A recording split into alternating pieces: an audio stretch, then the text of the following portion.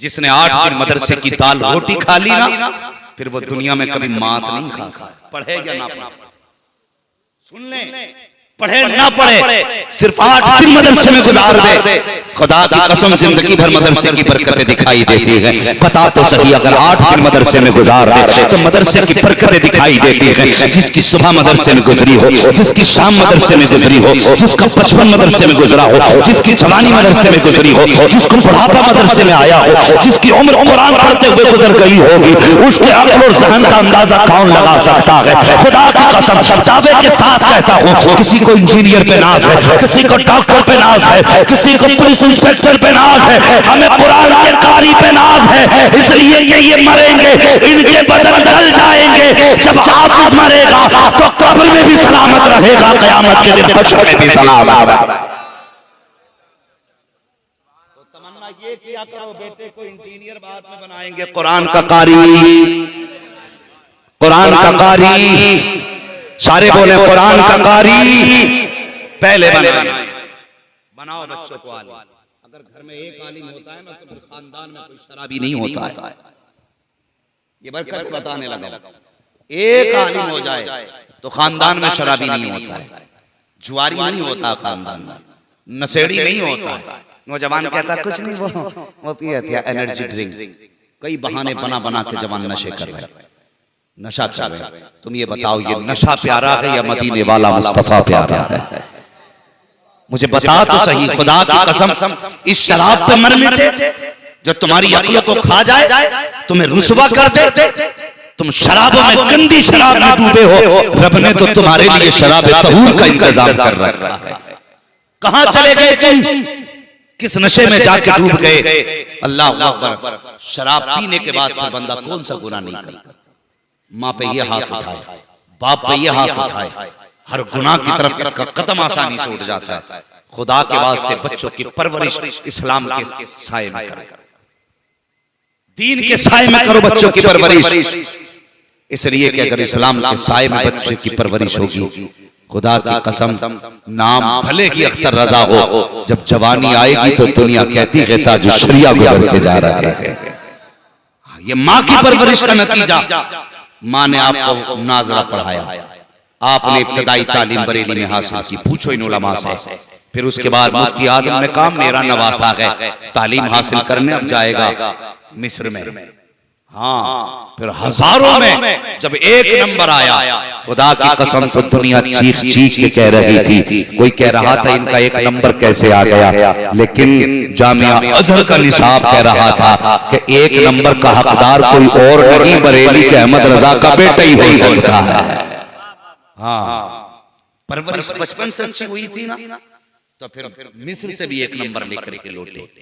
जब मिस्र से एक नंबर लेकर के आए, फिर जमाने ने देखा, खुदा की कसम, अख्तर रजा ताजु शरिया बन करके चमके।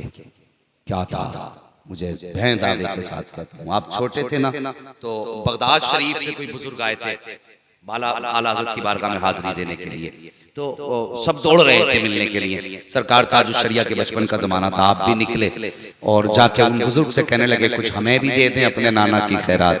मुस्कुरा के कहने लगे कि जो कुछ हमारे नाना ने हमें दिया था वो सब कुछ हमने तुम्हारे नाना को दे दिया, वो सब कुछ तुम्हारे नाना को दे दिया गया और वो तुम्हारे नाना ने तुम्हें दे दिया गया।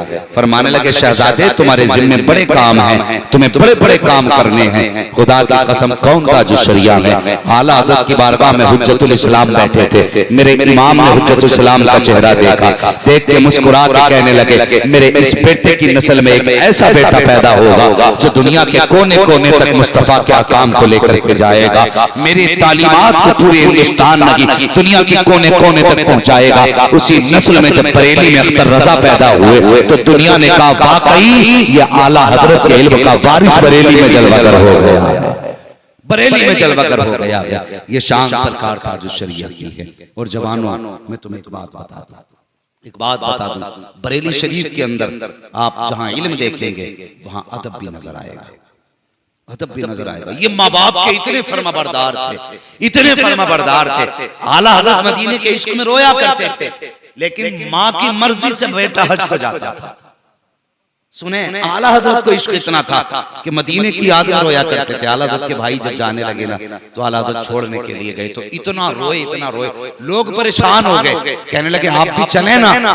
तो अल्लाह हुआ पर आप कहने लगे नहीं, हमारे घर का उसूल है जिसे माँ कहती है वही जाता है। आज माँ को लात मार के बेटा तबलीग पे निकल गया, माँ घर में तड़प रही है, बेटा चिल्ले काटता घूम रहा है। कहते नहीं ये हज का सवाब है। हमारे आला हजरत देखो, आप फरमाते कि हमारे घर से हज को वही जाता है जिसे माँ इजाजत देते। मैं नहीं जाऊंगा। वापस आए ना छोड़ के तो दरवाजे पे क्या देखा, माँ ने पहले ही सामान तैयार कर रखा है। माँ को देख के आला हजरत की आंख में आंसू आ गए। माँ ने कहा बेटे क्यों रो रहे हो? कहा माँ बस यूं ही। फरमाने लगे मुझे पता था बेटे जब तुम भाई को छोड़ के आओगे ना तुमसे बर्दाश्त ना होगा। लो मैंने तुम्हारा भी मदीने जाने का सामान तैयार कर दिया है। खुदा की कसम ये ऐसे माँ के फरमा बरदार थे। आज हम अपनी फरमा बरदारी देखे। मुझे पता तो सही जवान, आला हजरत माँ की मर्जी के बगैर हज के लिए नहीं जा रहे हैं। तुम माँ की मर्जी के बगैर ससुराल घूमता फिर रहा है, माँ की मर्जी के बगैर तू ऐश करता घूम रहा है। माँ तो 10 रुपए की दवा के लिए परेशान है, तू ऐश करता फिर रहा यारों के साथ 3-3 हजार के होटलों में खाने खा रहा है। बाप को 50 रुपए के जूते नहीं दिला सका। तुझे हया नहीं आती है? अगर आला हजरत से सच्चा इश्क है अहद कर, जब तक जीऊंगा माँ बाप की फरमाबरदारी करूंगा, जब तक जीऊंगा माँ बाप की रजामंदी का ख्याल करूंगा। याद रखो नबुव्वत का दरवाजा बंद है, विलायत का दरवाजा बंद नहीं हुआ है। जो रुतबे मेहनतों से हासिल नहीं हुआ करते वो माँ की दुआओं से हासिल हो जाया करते हैं। भाई जावेद साहब जब तक जिंदा रहना कभी माँ बाप को नाराज मत होने देना। हर जवान से कह के जा रहा हूँ, अगर कामयाबी चाहते हो दुनिया और आखिरत में तो माँ बाप को नाराज मत होने देना।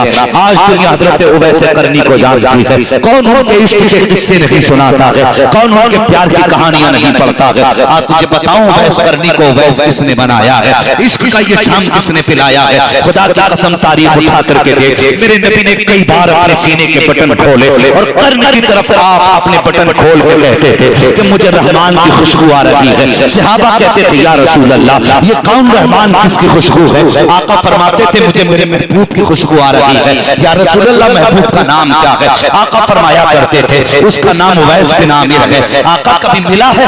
कभी मुलाकात नहीं की है। कभी आप उससे मिले हैं? कब मैंने भी मुलाकात नहीं की है, लेकिन मुझसे बहुत इश्क करता है। सहाबा कहते हैं या रसूल अल्लाह अगर इतना इश्क करता है तो फिर मिलने क्यों नहीं आया? मेरे नबी फरमाते हैं वो मिलने तो आ जाता, लेकिन घर के अंदर नाबीना माँ है, वो उसे छोड़ के नहीं आ सकता है। उसके सिवा माँ का कोई सहारा नहीं है, वो इसलिए आज तक मुझसे मिलने नहीं आया।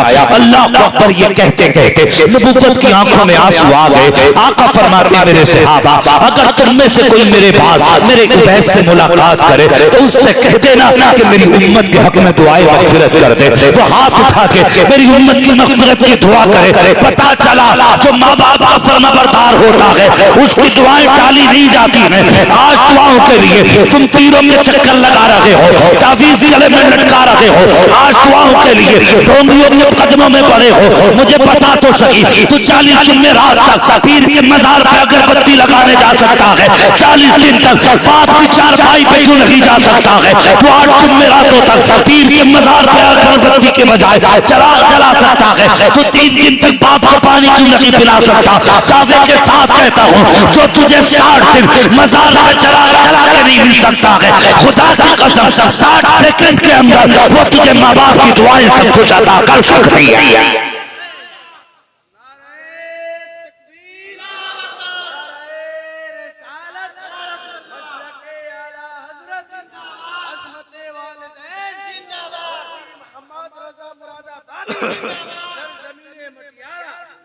आज पीरों के मिजाज हो गए कि भीड़ लगी रहे, जब तक भीड़ नहीं लगती इनकी मौज ही नहीं आती।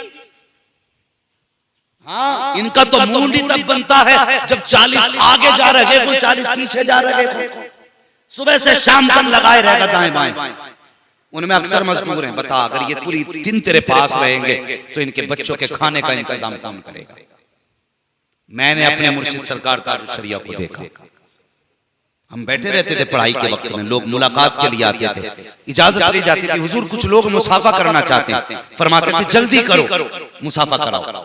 मुसाफा होता, फिर हुजूर ताजुश शरिया फरमाते थे लोग गए कि हैं कि हजरत खड़े हैं, बड़े तेजी से सख्त गुस्सा होते, वो फरमाते जाओ मुसाफा करने आए थे हो चुका, अब यहाँ कोई कश्मीर की वादियां थोड़ी ही है, जाओ जाके बच्चों के लिए रोजी तलाश करो, जाकर के बच्चों के लिए रोजी रोटी कमाओ, हलाल रिज़्क़ तलाश करो। मैं सलाम करता हूँ अपने मुर्शिद की सोच को, उसने कभी ये नहीं सोचा मेरे दाएं बाएं भीड़ लगी रहनी चाहिए, लोगों में चर्चे हो, उसने अगर सोचा तो यही सोचा किसी गरीब के बेटे के हलक के अंदर हराम का लुकमा ना जाए, अगर लुकमा जाए गरीब के हलक से, हराम का नहीं बल्कि हलाल का रुकना उसके हलक से उतरना चाहिए। ये सोच मेरे मुर्शिद की थी। हज दाएं बाएं लिए घूम रहा है, कह रहा क्या मजार पे बैठ, सुबह से शाम हो गई झाड़ू लगाता हुआ, मुरीद भी बड़ा खुश है, क्या कहने पीर ने रुमाल दिया, कह दिन हो गए 8 दिन हो गए यही पढ़ाऊंगा यही नहीं, मर जाइए।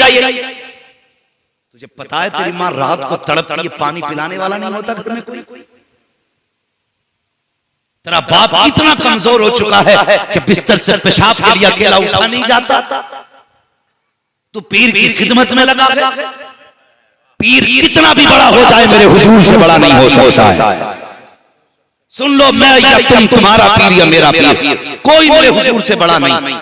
हुजूर की बारगाह में एक जवान आया, आके कहने लगा सुना कि आप अल्लाह के सच्चे रसूल हैं। मेरे हुजूर ने फरमाया जी। फिर वो कहने लगा मैंने सुना है जिससे आप राजी हो गए उससे खुदा राजी हो जाता है। मेरे हुजूर ने फरमाया हाँ। तो उसने कहा हुजूर फिर मैं आपकी खिदमत में रहूं और आपको राजी करूंगा। मेरे हुजूर का जुमला सुनना, आका फरमाते हैं तूने अपने पीछे किसी को छोड़ा? उसने कहा जी। कहा कौन? का मेरे बूढ़े माँ बाप है।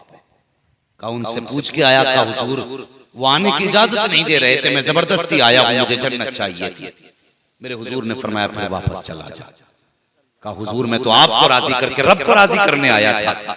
अब हुजूर ने क्या इरशाद फरमाया? फरमाया जा जिन माँ बाप को रोता हुआ छोड़ के आया है उनके रोते हुए लबों पे मुस्कुराहट दे दे। अगर तेरे बाप माँ बाप मुस्कुरा गए तो सुन मोहम्मद भी राजी हो जाएगा, मोहम्मद का खुदा भी राजी हो जाएगा।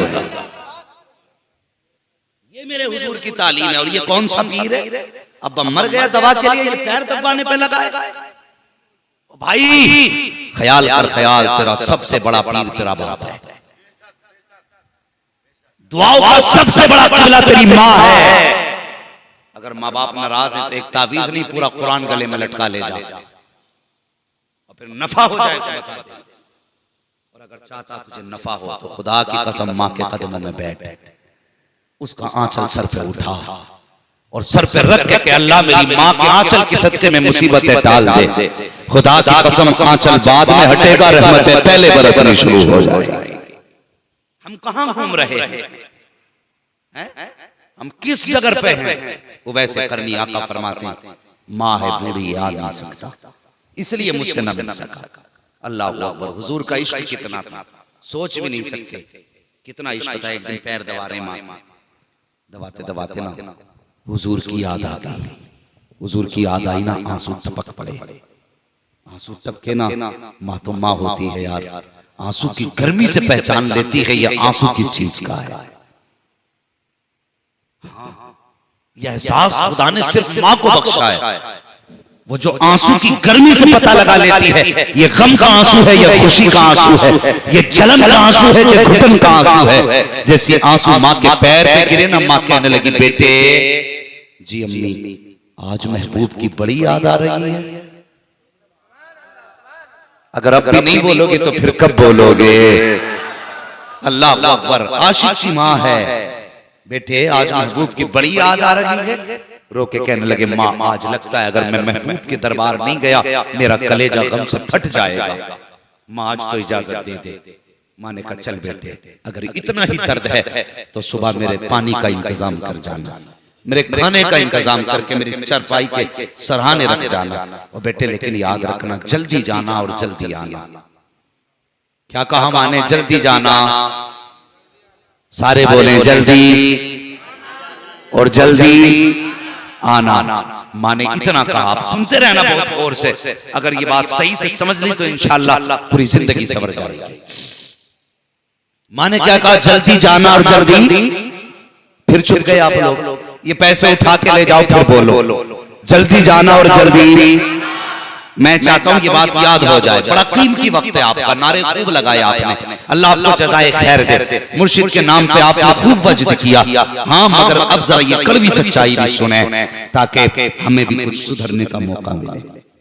हाँ भाई, जावेद ने बुलाया है तो ये पैगाम मेरी मुर्शिद की तरफ से लेके चले जाना, मेरे ताज शरिया का पैगाम लेकर के चले जाना। अल्लाह अकबर। माने का बेटे जल्दी जाना जल्दी आना, आपने सारा इंतजाम किया, खुशी थी आज महबूब की गली में जाना है। अल्लाह अकबर। पूछो इन उलमा से जो हज करके आए हैं, इनसे पूछो, जो मदीने को जाते हैं ऐसा लगता है उनके कदम हवाओं में उड़ रहे हो, जो हज करने जाते हैं उन्हें लगता है कि कदम कदम कितना मुश्किल है, कितनी जल्दी मदीना आ जाए, बेकरारी का कौन अंदाजा लगा सकता है। और यार ये तो तेरे मेरे जैसे सरफरे का इश्क है, वो वैसे करनी के इश्क का आलम क्या रहा होगा, जो आने वालों से पूछा करता था और तुम कहां से आ रहे हो, वो कहते थे हुजूर के मदीने से आ रहे हैं, तो आप फरमाया करते थे तब तक तुमने मेरे महबूब का चेहरा भी देखा होगा, कहां देखा तो था। आप कहते थे फिर बताओ मेरे महबूब की जुल्फें कैसी थी, उनके रुखसार कैसे थे, उनके लब कैसे थे, फिर कहते थे मेरा जी चाहता है तुम्हारे कदमों को चूम लो, इसलिए कि तुम्हारे कदमों ने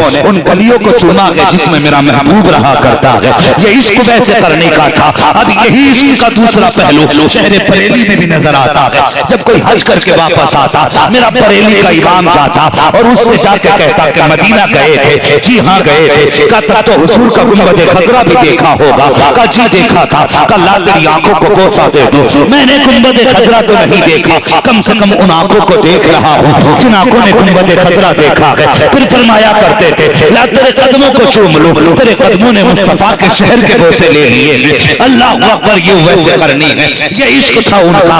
अल्लाह अकबर। जब जाने की तैयारी हुई है, काफिले वाले खुद बताते हैं कि हम तो पीछे रह गए, वो वैसे करनी ने ऐसी तोड़ लगाई कि तोड़ते चले जा रहे हैं। काफिला ठहरा लेकिन वैस करनी नहीं ठहरे, इसलिए कि माँ ने कहा था बेटे शाम तक वापस आना है। जल्दी जल्दी गए, इतनी तेजी से दौड़े कि पैर में छाले पड़ गए, मगर पैर के छालों का एहसास नहीं है, दर्द और शिद्दत का कोई एहसास नहीं है। जब दौड़ते दौड़ते शहर मदीना करीब आया है, अल्लाह अकबर। आंख में आंसुओं की सौगात है, बच्चों को खेलते हुए देखा, सीने से लगा के आप रोने लग जाते हैं। कहते कितने नसीब वाले हो तुम उस शहर में रहते हो जिसमें मेरा महबूब से लेता है, तुम उस शहर में सांस लेते हो जिसमें मेरे महबूब की खुशबू रहा करती है। अल्लाह को ये कह के बच्चों को सीने से लगाया। फिर उसके बाद किसी से मुस्तफा का पता पूछा, किसी ने कहा मस्जिद नबी में मिलेंगे, तोड़ते हुए मस्जिद नबी पे गए। जैसे गए दरवाजे पे दस्तक दी है, मस्जिद नबी खाली है। किसी ने कहा काशाना आयशा पे मिलेंगे, हजरत आयशा के हुजरे पे गए, दरवाजे पे दस्तक दी। उम्मुल मोमिनीन हजरत आयशा सिद्दीका की आवाज आई, कौन आया है? का दीवाना आया है। किस लिए आए हो? का हुजूर से मिलना है। उम्मुल मोमिनीन फरमाती हैं अभी अभी हुजूर बाहर चले गए हैं, कुछ देर ठहर जाओ, हुजूर आ जाएंगे तो मुलाकात हो जाएगी। इतना सुनना था दीवाने की चीख निकल जाती है। रो के कहते उम्मुल मोमिनीन अगर इतना वक्त होता तो पूरी जिंदगी हुजूर की चौखट पे बैठ के गुजार देता, पूरी जिंदगी हुजूर की राहों में गुजार देता। लेकिन अफसोस है कि वक्त साथ नहीं दे रहा है, मैं इंतजार तो नहीं कर सकता हूँ। अलबत्ता उम्मुल मोमिनीन, ए मोमिनों की माँ अगर इजाजत हो तो मैं उस बिस्तर को देख लूं जिस पे महबूब करवटें लिया करता है, मैं उस मसनद को देख लूं जिस पे महबूब देख लगाया करता है, मैं उस चटाई को देखूं जिस पे बैठ करके फर्श वाला अर्श वाले की बातें बताया करता है। इतना सुना है। उम्मुल मोमिनीन फरमाती है मैं पर्दे की आड़ में चली गई, अंदर एक दीवाना आया जिसके बाल बिखरे हुए थे, मिट्टी बदन पे लगी हुई थी, दीवानों जैसा हाल था। कभी इस दीवार को चूम रहा है, कभी उस दीवार को चूम रहा है, कभी सुतून से लिपट के रो रहा है, कभी हुजूर की चटाई से लिपट के रो रहा है, कभी मसनद को आंखों से लगा रहा है। उम्मुल मोमिनीन कहती है ए दीवाने अगर इतना ही इश्क है तो फिर रुक क्यों नहीं जाता है? वैसे करनी ने कहा था ए मोमिनों की माँ मैं रुक नहीं सकता हूँ, अलबत्ता मेरे महबूब आ जाए तो उनसे मेरा सलाम कह देना। ये कह के वैसे करनी रोते हुए पलटे हैं। अल्लाह अकबर। मुझे बता तो सही जो 8 दिन हुजूर के मदीने में गुजार के आते हैं, जब वो पलटते हैं ऐसी हालत होती है जैसी हालत हालत जनाजे पे भी नहीं होती है। सगे बाप की मैयत पे बेटा नहीं रोता, माँ के जनाजे पे बेटा ऐसा नहीं रोता है जैसे हाजी मदीनी से पलटते हुए रोया करता है। अगर आज के आशिक का ये आलम है तो फिर कल के आशिक का आलम क्या रहा होगा। वैसे करनी पलटे हैं जैसी आप निकले हैं, थोड़ी देर गुजरी है कि रहमत आलम तशरीफ ले आते हैं। अल्लाह अकबर, हुजूर आए हैं, आने के बाद फरमाते हैं आयशा बता तो सही मेरे सहन में कौन गुजर के गया है। इतना कहना था, उम्मुल मोमिनीन कहती हैं या रसूल अल्लाह आपको कैसे पता। आका फरमाते हैं आयशा खुशबू बता रही है मेरा दीवाना गुजर के गया है, महक बता रही है मेरा आशिक गुजर के गया है। हजरत आयशा सिद्दीका कहती हैं या रसूल अल्लाह दीवाना आया था, बाल बिखरे थे, कपड़े फटे थे, मजबूर लग रहा था। आका फरमाते हैं उमर जल्दी करो, दौड़ो, वो कोई और नहीं मेरा उवैस आकर के गया है, मेरा उवैस आकर के गया है। अल्लाह अकबर, हजरत उमर गए, तब तक उवैस करनी जा चुके थे। अब जरा हाल सुनना प्यारे उवैस करनी का। इधर हुजूर बेकरार है, इधर उवैस करनी बेकरार है। और यार मैं पहले कहता हूँ अगर तुल ही लगाना है तो आमिना के लाल से दिल लगा के देखो, खुदा की कसम जो तुम्हारी बेकरारी पे तुमसे ज्यादा बेकरार हो जाता है। जितने बेकरार उवैस करनी थे उनसे ज्यादा बेकरार मेरे मुस्तफा हो रहे हैं। आंख में नबूवत वाली आंसू बह रहे हैं। अल्लाह अकबर, उमर को भेजा है, इधर उवैस करनी जा चुके थे। जब घर के दरवाजे पे पहुंचे हैं, आहट हुई है, माने का बेटे उवैस आ गए, कहा जी माँ आ गया हूँ। माँ की जबान से पहला जुमला निकला, ए बेटे बता अब तेरे महबूब का चेहरा कैसा है, तू देख के आया है, बता उसकी जुल्फें कैसी हैं, उसके लबो रुखसार कैसे हैं, बता तो सही। जब बोलता है तो कैसा लगता है, जब इतना सुना चीख निकल जाती है, रो के कहते हैं ए माँ गया तो था लेकिन मुलाकात न हो सकी। का बेटे किस लिए, का जैसे मैं गया माँ हुजूर छा चुके थे। माँ ने कहा बेटे कुछ देर इंतजार कर लेते, रो के कहते हैं ए माँ कैसे इंतजार कर लेता,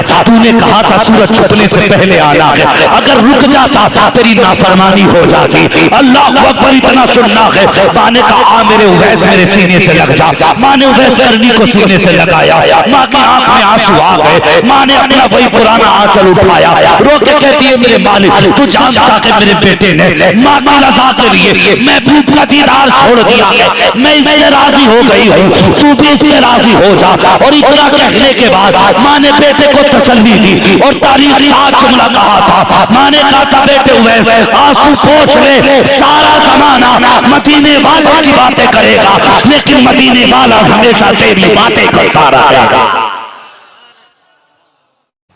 बाप की भी बड़ी कुर्बानी। हुजूर मैंने देखा है, माँ कह रही थी एक बार बेटा कह के आवाज दे दे। हुजूर उसकी आंखें नहीं खुल रही हैं, याद है ना वो बच्चा, याद है ना बच्चा, हुजूर उसकी आंखें नहीं खुल रही हैं। सरकार मैंने देखा है, माँ कह रही है एक बार आंखें खोल दे। हुजूर, दूसरा बच्चा कहता है हुजूर मैं उसके बाप को दीवार से लग के रोते हुए देख के आया हूँ। वो कहता था एक बार बेटे ये तो बताते तुझे हुआ क्या है। का हुजूर उसका बाप दीवार से लग के रो रहा, बार बार कह रहा बेटे एक बार बताना, कम से कम एक बार मर्ज तो बताना तुझे चाहिए क्या, कौन सा तबीब चाहिए, कौन सी दवा चाहिए। का सरकार बच्चा बेहोश है, कुछ नहीं बोल पा रहा है। हुजूर कहते हैं चलो अब तक उसने अपनी यारी निभाई है, आज हम अपनी यारी निभाने चलते हैं। बेटा किसका है, दुश्मन का है। और हुजूर क्या कह रहे हैं, साहबा के बच्चों जी आका अब तक उसने अपनी यारी निभाई है, आज मोहम्मद अपनी यारी निभाने जाएगा। आका किधर, का उस बच्चे की खैर खबर लेने जाना है। इधर हुजूर ने सहाबा में बात की, उधर बच्चे की आंख खुल गई। उसने आंख खोली, एक बार माँ को देखा, माँ जैसे इतना काम माँ थी, बेटे कुर्बान जाऊं मैं तुझ पे सदके जाऊं मेरे लाल, एक बार और कह दे माँ। उसने फिर कहा माँ, उसने फिर कहा एक बार और कह, कई दिन बाद तेरे मुंह से माँ सुना है। माँ ने बेटे को सीने से लगाया, शोर को कहा जल्दी देखो। बेटे को होश आ गया, बाप दौड़ गया, आके कहता लाल तू तो इकलौती कमाई है, हमारे घर का इकलौता चिराग है, बताना मेरे लाल बीमारी क्या है, बताना तुझे हुआ क्या है। बेटे तूने कुछ बताया ही नहीं और दुनिया से जाने लगा। उसने कहा अब्बा कोई तबीब नहीं चाहिए, कोई डॉक्टर नहीं, अब्बा तुम्हारा इकलौता बेटा हूं मैं। हाँ कि अगर आज कुछ मांगो मिल जाएगा। कहा बेटे मांगना, अगर जिगर भी मांगेगा ना तो दे दूंगा, बापू मैं तेरा। कहा फिर इतना करो, तबीब को ना बुला के लाओ, मेरे हबीब को बुला के ले आओ, मेरे हबीब को बुला के ले आओ। बच्चे ने जब इतनी बात कही, बाप ने कहा क्या मतलब। कब्बा मुझे मालूम था कि तुम नाराज हो जाओगे, लेकिन आज जब जा ही रहा हूं ना तो क्यों ना खुल के उसकी यारी का ऐलान करूं। कहा अगर मुझे कुछ देना चाहते हो ना तो अब्दुल्ला के लख्ते जिगर को बुला लाओ, मैं जाती बारी अपने महबूब को देखना चाहता हूं। जब इतना सुना ना बाप गुस्से में आ गया, दुश्मन को बुला रहे। खब्बा तुमने पूछा था ना मैं क्यों जा रहा हूं, मैं उसी के इश्क में जा रहा हूं, मैं उससे इश्क कर बैठा हूं और मैं जा रहा हूं दुनिया से। अब्बा लाना है तो उसे ले आओ। उसने कहा मैं नहीं जा सकता। बच्चे ने रो के कहा था, मालूम था नहीं जाएगा, मुझे पता था आपकी दुश्मनी है। फिर उसने रो के कहा था यार मैं नहीं चल सकता, आप तो चल सकते हो ना। कि जब तक मैं ताकतवर था तेरी चौखट पे आके यारी निभाता रखा, आज मैं गिर गया हूं, आज तू आखिरी बार यारी निभा के चला जा। बच्चा रो के अपने हुजूर को आवाज दे रहा है, महबूब आए ना, आए ना, आज हाल देखें यार का, आखिरी लम्हा है, जा रहा हूं, बस एक बार दीदार करा देना, दीदार करा देना। बच्चा गोया कह रहा था इतना तो करम करना, ऐ चश्मे करीम आना, जब जान लबों पर हो तुम सामने आ जाना। बच्चा कह रहा था आए ना एक बार, आए ना। जब बच्चे ने तड़प के ये बात कही ना, अब्बा कहता सुन चल आंसू पोंछ ले, मैं चला जाता हूँ, लेकिन दुश्मन है यार, कहीं ऐसा नहीं मुझे भगा दे। बच्चा मुस्कुरा के कहता अब्बा वो मेरा यार है, मैं जानता हूँ आप नहीं जानते हो। कहा मैं दुश्मन हूँ? कहा बस आए ना, वो दुश्मनों को गले लगाना जानते हैं, आप जाए ना। जैसे बच्चे ने इतना कहा बाप हिम्मत करके निकला, खुदा की कसम तारीख गवाह, बाप ने दरवाजा छोड़ा, हुजूर ने उधर से निकलना शुरू किया है। इधर बच्चे का बाप निकला, उधर से सरकार आ रहे हैं। अब बच्चा अचानक में थोड़ी देर के बाद कहता अम्मी कहा हाँ, का वो मेरा मदीने वाला आ गया है, मेरा मदीने वाला आ गया है। बच्चे की आदत थी उठ के कहता है मेरा मदीने वाला आ गया है, जिसम में पैरों की तरफ से रूह निकल रही है, आधे जिस्म के निकल चुकी है, रूह पैरों तक आ गई है। उसने कहा मेरा मदीने वाला आ गया है। जब कमर तक रूह आई है, अम्मी मेरा मदीने वाला आ गया है। माँ तड़प जाती है, समझती है शायद सकरात का आलम है। बच्चा बेखुदी में कह रहा है। माँ ने दरवाजे की तरफ मुड़ के देखा, कोई नजर नहीं आया। कहा बेटे कोई भी तो नहीं आया है। कम्मा वो देख मेरा मदीने वाला आ गया है। माँ ने लाल को सीने से लगाया, चीख हमारी। कहा बेटे क्या बात कह रहा है, वो देख दरवाजा भी खाली है, आंगन भी खाली है, तू किसके आने की बात कर रहा है? तो बच्चे ने कहा था अम्मी मेरा यार आ गया है। कहा बेटे बता तो सही, देख तो दरवाजा भी खाली है, आंगन भी खाली है, तू कैसे कह सकता है? बच्चा कहता है अम्मी सुन तो सही, ठहर तो सही। कहा क्या बेटे? कहा ये हवा बता रही है वो आने वाला है, ये फिजा बता रही है वो आ रहा है, ये खुशबू बता रही है वो आ रहा है, ये महकी महकी हवाएं कह रही है वो आ रहा है। अम्मी तुझे लगता नहीं है ये थमी थमी हवा कहती चल रही है कि वो आ रहा है? बच्चा ये कहता जा रहा है, इतने में सरकार ने दरवाजे पे कदम रखा है। बच्चे ने तड़प के कहा था अम्मी वो देख मेरा मदीने वाला आ गया है, मेरा मदीने वाला आ गया है। ये कह के बच्चा उठना चाहता है, सरकार ने दौड़ लगा दी है। जरा सोच तो सही, हाजी मदीने को जाते हैं, हरम को देख के दौड़ जाते हैं, आशिक मदीने जाते हैं, मस्जिद नबवी को देख के दौड़ जाते हैं, आशिक मदीने जाते हैं, कभी मीनार देख के दौड़ते हैं, कभी गुंबद देख के दौड़ जाते हैं। बच्चे तेरे मुकद्दरों को सलाम, तेरी तरफ तो नबियों का इमाम दौड़ रहा है, फखरुल अंबिया दौड़ रहा है, वजह तखलीक कायनात दौड़ रहा है, मेरे नबी ने दौड़ लगाई है। बच्चा उठना चाहता था, वजूद की ताकत खत्म है। सरकार ने जाकर के हाथ लगाया है, कहा यार तकलीफ न कर, तकलीफ न कर, मैं आ गया हूँ। सरकार गोद में लेकर के बैठे हैं, आका ने गोद में बच्चे को लिया है। अब बच्चा चेहरे पे नजरें जमा के कह रहा है यार मैंने अपनी यारी निभा दी है, बता तो सही क्या तू अपनी यारी में सच्चा है कि नहीं? जब बच्चे ने इतनी बात कही है,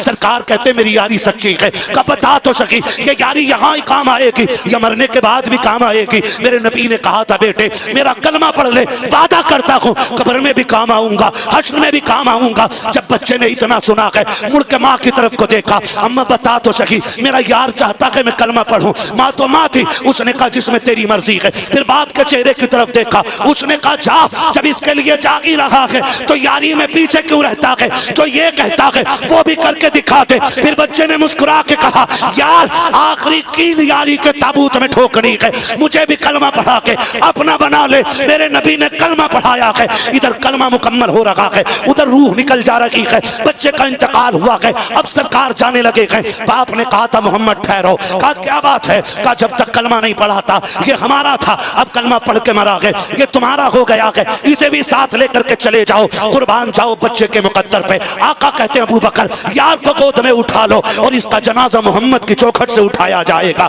आका करीम के दरवाजे पे लाया गया, सरकार के दरवाजे पे जनाजे की तैयारियां हो रही हैं। अब जनाजा जब चल रहा है, मेरे सरकार पंजों के बल चल रहे हैं, जनाजा कब्र में उतारा जा रहा है, मौसम सर्दी का है, सरकार के माथे से पसीना टप टप गिर रहा है। जब जनाजे के दफन से फारिग हुए हैं, वापस आए। हजरत उमर आगे बढ़ के कहते हैं फिदा का भी वम्मी या रसूल अल्लाह, आका मेरे माँ बाप कुर्बान हो जाएं। सरकार एक बात बताइएगा, समझ में नहीं आया कि क्या पूछना चाहते हो? का सरकार मौसम सर्दी का था, लेकिन हमने देखा है कि उस सहाबी को कब्र में उतारते वक्त आपके माथे से पसीना टपक रहा था। दूसरी बात सरकार ये है कि रास्ते में आप पंजों के बल क्यों चल रहे थे? तब मेरे सरकार ने मुस्कुरा के कहा था उमर तुझे क्या बताऊं, जब मेरे यार का जनाजा चल रहा था तो इतने फरिश्ते आए थे, इतने फरिश्ते आए थे कि पैर रखने की जगह नहीं मिल रही थी, इसलिए पंजों के बल चल रहा था। कहा सरकार माथे पे पसीना क्यों? कहा जब मैंने यार को कब्र में उतारा था, जन्नत की हूरों ने आकर के लाइन लगाती थी उसकी ज़ियारत के लिए, और सारी हूरें मेरे पैर से उतर के जा रही थी। कहा तुझे क्या बताऊं उमर,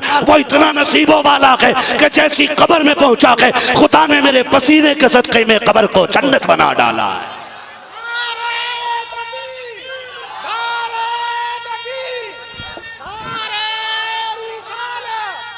सलामत रहो।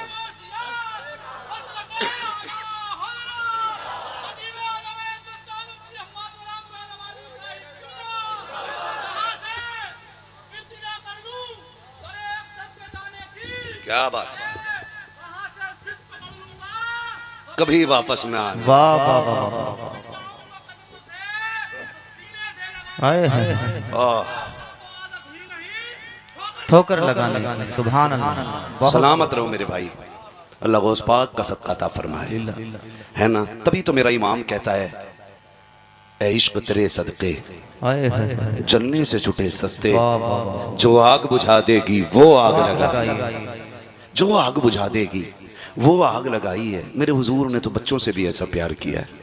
बता जिसका बच्चों के साथ प्यार ऐसा है, उसने अबू बकर से यारी कैसी निभाई होगी, उसने उमर से कैसे प्यार किया होगा, उसका उस्मान कितना चाहता होगा, उसका अली उससे कितना प्यार करता होगा, कौन अंदाज़ा लगा सकता है। खुदा की कसम तारीख गवाह है, जिसने उन्हें एक बार देख लिया फिर कभी भूला नहीं, फिर कभी भूला नहीं, और जो उन्हें देख लेता था उन्हीं का हो जाता था। सोच तो सही, आज गुंबदे खजरा देख के बंदा पूरी ज़िंदगी नहीं भूलता, तो उनका चेहरा देख के कैसे भूल सकता है। आज कोई दिल ऐसा नहीं जिसमें यह तड़प ना हो कि हुजूर का मदीना देखूं, कोई आंख ऐसी नहीं जो मदीने की याद में न बरसती हो। नमाजी हो, चोर हो, डकैत हो, गुनाहगार कितनी बड़ा हो, लेकिन जब ख्याल आता ना तो वो भी कहता काश एक बार उनके मदीने पहुंच जाएं। क्यों? पता है जब उनके कदमों तक पहुंच जाएंगे ना तो फिर वो खाली तो मोड़ने वाले हैं नहीं, है ना। बरेली से आवाज़ आती मुजरिम बुलाए आए हैं जाऊ का है गवाह, फिर रद्द हो कब ये शान करीमों के दर की है, मांगोगे मांगेंगे मांगे जाएंगे, मुंह मांगी पाएंगे, सरकार में न लाह है न हाजत अगर की है, मंगतों का हाथ उठते ही दाता की दैन थी, दूरी कबूल व अर्ज में बस हाथ भर की है, दूरी कबूल व अर्ज में बस हाथ भर की है। हुजूर से प्यार करो, हुजूर से वफा करो, हुजूर से मोहब्बत करो, हुजूर से इश्क करो। यही इश्क है जो हमें दुनिया में भी कामयाब रखता है और आखिरत में भी कामयाब रखता है। मेरे सामने नौजवान बैठे, सबसे कहूँगा मेरे लाल, मेरे बच्चों, हुजूर का किरदार अपना लो, हुजूर का किरदार अपना लो। जब भी पहनो ऐसे कपड़े पहनो जो हुजूर को पसंद हो, चेहरे ऐसे बनाओ जो मुस्तफ़ा को पसंद हो, दाढ़ियाँ रख लो, पूरी पूरी दाढ़ियाँ रखो, है ना, पूरी पूरी दाढ़ियाँ रखो, ऐसी सजा लो दाढ़ियाँ, कब्र में पहुँचो ना फरिश्ते कफन हटाएं और चेहरे पे सुन्नत सजी हो हुजूर की, और सामने आका मुस्कुरा रहे हो, हुजूर उठाएं, आका कहें देखते नहीं हो, चेहरे पे सुन्नत सजा के लाया है, इसे चैन से सोने दो, इसकी तरफ के जो भी सवाल हैं वो हमसे पूरे कर लिए जाएं, है ना। वो कहा था ना किसी ने, इतना काफ़ी है ज़िंदगी के लिए, रख ले आका जो नौकरी के लिए, आ गए कब्र में भी छुड़वाने, दर्द कितना है उम्मती के लिए। हुजूर हम सबसे प्यार करते हैं, हुजूर हम सबसे प्यार करते हैं। एक बंदा ऐसा नहीं जिसको हुजूर प्यार न करते हो, एक सुन्नी ऐसा नहीं जिसे हुजूर प्यार न करते हो। आज भी गुंबद खजरा से आवाज़ आती है, ये तो उम्मत का अलमिया है ना कि शादी पे डीजे बजाएगी, ये तो उम्मत का अलमिया है कि नाच नाच के मरना चाहती है, ये तो उम्मत का अलमिया है ना बेटियों को नचा के मरना चाहती है, ये तो उम्मत का अलमिया है ना कि शादी में खाना खड़े होकर खाएगी, ये तो उम्मत का अलमिया है कि कुत्तों की तरह जीना चाहते हैं हम लोग। लेकिन हुजूर का प्यार तो फिर वही है ना, खंजर चले किसी पे तड़पते हैं हम अमीर। पढ़ो ना हुजूर की तारीख, मेरे नबी ने कहा था सहाबा ऐलान कर दो कि कोई ऐसी छत पे ना लेटे जिसकी चार दीवारी ना हो। बेटियां मेरे सामने बैठी हैं, बेटे भी बैठे, मैं सबसे हाथ जोड़ के कहूँगा हुजूर के लिए जीना सीखो, हुजूर के लिए मरना सीखो। ये क्या कम बड़ा अलमिया है कि बेटे हुजूर के नाम पे जेलों को भर रहे हैं और बेटियां गैरों के बिस्तर सजा रही हैं। इससे बुरे दिन उम्मत के कब आने हैं बताओ? बेटियां मुर्तद हो रही हैं और बेटे जेलों को भर रहे हैं, इससे भी बुरे दिन उम्मत के आने थे। मैं बेटियों से कहना चाहूंगा, तुम्हें खुदा का वास्ता, तुम सानिया ज़हरा हो, तुम हव्वा की बेटियां हो। अल्लाह ने तुम्हारी इज्जत जो दीन में रखी है ना, वो कहीं नहीं है। जो इज्जत तुम्हें इस्लाम ने अता की है वो कोई नहीं दे सकता है। बेशक बेशक। मैं इस टॉपिक पे मजीद बात नहीं कर सकता, वक्त बहुत ज्यादा हो रहा है, मगर इतना कहना चाहूंगा, सानिया ज़हरा बिनते हव्वा, अपनी चादरों का लिहाज करो, अपनी इज्जत के पासदार बन जाओ, अपनी आबरू की हिफाजत करने लग जाओ। खुदा की कसम, आप बन के तो देखो ना, आप जान दे के देखो उनके लिए, आप ईमान बचा के देखो उनके लिए। तुम्हें मरने में देर लगेगी, हुजूर को कब्र में आके जन्नत बनाने में देर नहीं लगेगी। लेकिन अलमिया है उम्मत का, ये अलमिया है। बेटों पे गोलियां चल रही हैं और बेटियां गैरों के साथ भाग के शादियां कर रही हैं और फिर कहती हैं इस्लाम ने हमें कैदी कर दिया था, इस्लाम ने हमें बंद कर डाला था, आज़ादी मिल गई हमें इस्लाम छोड़ के। शर्म कर मेरी बहन, जिंदगी 60-70 साल से ज़्यादा नहीं है। आए दिन चलते फिरते हादसे हो रहे हैं। आज मेरे ख़ानदानी दादा का इंतकाल हुआ, आने में उनकी वजह से मुझे देर हुई, मैं उन्हें देखने के लिए चला गया। दफन उनका सुबह में, दुआ करें अल्लाह उनकी बेहिसाब मगफिरत फरमा दे, है ना। चलते फिरते अचानक हार्ट हुआ और ख़त्म हो गए, ठीक है ना। एक दिन ऐसे ही हमें तुम्हें चला जाना है। कोई गारंटी नहीं है कि सफ़ेद बालों वाले पहले जाएंगे और काले बाल वाले बाद में जाएंगे। आपने देखा होगा ना, ये तो देखने में लगता है कि पका आम पहले छुएगा, लेकिन जब आंधियां चलती हैं ना तो आम लटके रह जाते हैं, अमियाँ टूट के गिर जाती हैं। आंधियां फिर उम्र नहीं देखती हैं, वो किसी भी उम्र के आम और अमियों को तोड़ देती हैं। तो ख्याल रखिएगा, हम कभी भी टूट सकते हैं। जरूरी नहीं है अभी हम बच्चे हैं तो जवान होंगे, जवान है तो बूढ़े होंगे, है ना। जनाजे उठते हैं, बच्चों के भी जनाजे। क्या कितने घरों में बड़े बूढ़े बैठे रह गए और जवान जनाजे पे लेट के निकल गए? ऐसा नहीं है, ऐसा ही है। तैयारी कर लें, हम सारे तैयारी कर लें। बेटियों से गुजारिश करूंगा, उम्र 60 साल से ज्यादा नहीं है, ये तो कट ही जाएगी। और ये जो कहती हो मेरा वाला ऐसा नहीं, मेरा वाला ऐसा नहीं। अभी एक मुस्लिम लड़की से गैर मुस्लिम लड़का इश्क करता था, उसको 3 मंजिल बिल्डिंग से फेंक दिया। आज सोशल मीडिया पे ये दलाल मीडिया बात करने को उसके लिए तैयार नहीं है, उसके लिए तैयार कोई नहीं है। और एक मुस्लिम लड़का गैर मुस्लिम लड़की के साथ बैठा था, उसको उठा के जेल में डाल दिया गया। मैं पूछना चाहता हूँ कि दौर कौन सा है? खुद फैसले कीजिएगा, खुद फैसले कीजिएगा। एक बेटी को अभी फेंक दिया गया, फिर कहती मेरा वाला ऐसा नहीं है। तेरा वाला नहीं, किसी का वाला भी अच्छा नहीं होता है, किसी का वाला भी अच्छा नहीं। वो भी जानता सामने वाला, जो लड़की अपने बाप की नहीं हो सकी, मेरी क्या खाक होगी, वो भी जानता है। तो उसके लिए तू माँ बाप छोड़ के जा रही है, वो तुझे जहर देकर मार देगा, छत पे से फेंक देगा, ट्रेन के नीचे काट देगा, पैक करके बैग में नदी में फेंक देगा, बचना नहीं है। हाँ, 3 मंजिल से बच्ची फेंकी गई। मैं आपसे कहना चाहता हूँ बेटियों, बिनते हव्वा बनो, पर्दे की रखवाली करो, इज्जत आबरू की हिफाजत करो। कसम खा के कहता हूँ, अगर गोदे पारसा हो जाएं तो आज भी सलाहुद्दीन अय्यूबी पैदा हो सकता है। अगर माओ की परवरिश अच्छी हो जाए तो आज भी खालिद बिन वलीद के खलीफा पैदा हो सकते हैं इसी जमीन पर। लेकिन कब होगा? जब माओ की परवरिश अच्छी होगी, माँ बाप की कमाई हलाल की होगी ना, फिर औलाद सलाहुद्दीन अय्यूबी बनेगी, फिर यही औलाद मोहम्मद बिन कासिम बनेगी। आपसे कहना चाहता हूँ, हुजूर के इश्क में जिंदगी गुजारिए, हुजूर के इश्क में जिंदगी गुजारिए, हुजूर के इश्क में जिंदगी गुजारिए। तरीके ऐसे रखिए कि हुजूर भी प्यार करें और खुदा भी हमसे प्यार करने लग जाए। ऐसी कोशिश कीजिएगा, रवैये अच्छे कीजिएगा। मौत का कोई भरोसा, बोलें भरोसा नहीं। आज ऐलान सुनते हैं फलां नहीं रहा, कल एक दिन हमारा भी ऐलान होगा कि आज फलां नहीं रहा। लेकिन अफसोस कि हम सुनते तो रहेंगे पड़े पड़े, लेकिन कुछ कह नहीं पाएंगे। लोग पूछेंगे क्या हुआ, का रूह निकल गई। आज इसी का ऐलान हो रहा है, इसी का ऐलान हो रहा है। जिंदगी बेहतर कर लो और इतनी खूबसूरत कर लो कि गुजारते हुए भी दिल लगने लग जाए। गुजारते हुए एक दूसरे की मदद किया करो, एक दूसरे के काम आया करो। माफ़ कीजिएगा, रवैये बड़े ख़राब हैं, तरीक़े बड़े गलत हैं। हम एक दूसरे को न प्यार दे सकते हैं, न इज़्ज़त दे सकते हैं, न एक दूसरे के काम आ सकते हैं। एक दूसरे को जलील करने पे लगे हुए हैं, छोटा बनाने पे लगे हुए हैं। हाँ भाई माफ़ कीजिएगा, निकलो इस चीज़ से, काम आ जाया करो, काम आ जाया करो। सरकार बगदाद की ज़िंदगी आप देखें, सरकार बड़े पीर की ज़िंदगी आप देखें, वो आपको जीने का तरीका सिखा रहे। सिर्फ उन्होंने 11वीं के हलवे खाने नहीं सिखाए, उन्होंने रवैये भी सिखाए, उन्होंने तरीके भी बताएं कि हमें जिंदगी कैसे गुजारनी चाहिए। सरकार गौसे पाक रज़ी अल्लाह तआला अन्हा का, हाँ बहुत गौर से सुनिएगा, तवज्जो है ना। सरकार गौसे पाक, दरिया पार करना है, सरकार गौसे पाक नहर कश्ती से पार होती है। कैसे पार होती है? ए बच्चों, मेरे बच्चों, बहुत अच्छा आपने सुना मेरे लाल, बस आखिर के चंद बातें और सुन लो। ये बड़े अच्छे बच्चे हैं, अल्लाह आपके माँ बाप को सलामत रखे, जिन्होंने परवरिश में ये सिखाया है कि तुम्हें जीना भी हुजूर के लिए और मरना भी हुजूर के लिए है। अल्लाह उन माँ बापों को सलामत रखे जिन्होंने हुजूर की मिलाद का अदब बच्चों को सिखाया है। तवज्जो है सारे लोगों की। सरकार गौ से पाप को दरिया पार करना था। सुने बहुत गौर से। आज तो माफ कीजिएगा, अगर भांजा हॉस्पिटल में होना तो भाई फोन बंद कर लेता, कहीं बहन का कॉल ना आ जाए पैसे मांगने के लिए, कहीं खून ना मांग ले, कहीं गुर्दा ना मांग ले, कहीं फेफड़ा ना मांग ले, ये सोच के ना भाई फोन ही बंद कर देते हैं। लानत हो ऐसी अमीरी पे जो अपनों के काम ना आ सके। लानत भेजता हूं मैं ऐसी दौलत पे जो सगे भांजों के बहनों के काम ना आ सके। क्या करोगे ऐसी दौलत? कब्र में लेके जाओगे? सिकंदर गया था ना तो दोनों हाथ खाली लेके गया था। तेरी मेरी औकात क्या है? हैं? पूरी दुनिया का बादशाह है, आधी दुनिया का बादशाह सिकंदर है, वो भी खाली हाथ गया। तो तू और मैं भी नहीं लेके जाने, तो फिर काम आया करो किसी के, काम आया करो किसी के, काम आया करो। सरकार बगदाद को नहर पार करनी है, कश्ती में बैठ करके। जब कश्ती में नहर पार करनी थी ना तो पहुंचे कश्ती के पास, देखा एक बंदा रो रहा है। कहा क्या हुआ? कहा कि मुझे पार जाना था दरिया के, लेकिन कश्ती वाला कहता चला यहाँ से, किराया दे। मैंने कहा नहीं। उसने कहा तेरे बाप की कश्ती है, यहाँ वो पार होगा जो पैसे देगा। कहा जी मैं गरीब था, धक्का दे के उतार दिया गया। बगदाद वाले ने शागिर्द से कहा दौड़ जा, मेरी दरसगाह में ना सोने की थैली रखी है सिक्कों की। आज पैसे कागज के, तब पैसे सोने के होते थे। काय के होते थे? सोने के सिक्के होते थे। आज कागज के लिए दुनिया भाई भाई का कत्ल करने चलेगी। रिश्तों के दुश्मन हो गए हम। 1 इंच जमीन के लिए 10 साल आदमी जेलों में चला रहे हैं। नहीं आती हम। सगे भाई का गिरबान पकड़ के कचहरियों में खींच रहा और भाई को सजा करा के कह रहा देखा मेरी पावर, तू कुत्ते से बदतर है, कुत्ते से बदतर है तू। जिसके अंदर इंसानियत नहीं है वो इंसान कहलाने का हकदार कैसे हो सकता है? क्या हुआ? मेहर टेढ़ी कर ली थी, बस इतनी ना कि इतनी मेहर ज्यादा टेढ़ी कर ली थी। और तू तो इंसान था ना। उसकी शक्ल देख के कहता जा मैं तुझे बाप के चेहरे की वजह से माफ कर रहा हूं। खुदा कयामत में कह देता जा मैं तुझे मोहम्मद के चेहरे की वजह से माफ कर रहा हूं।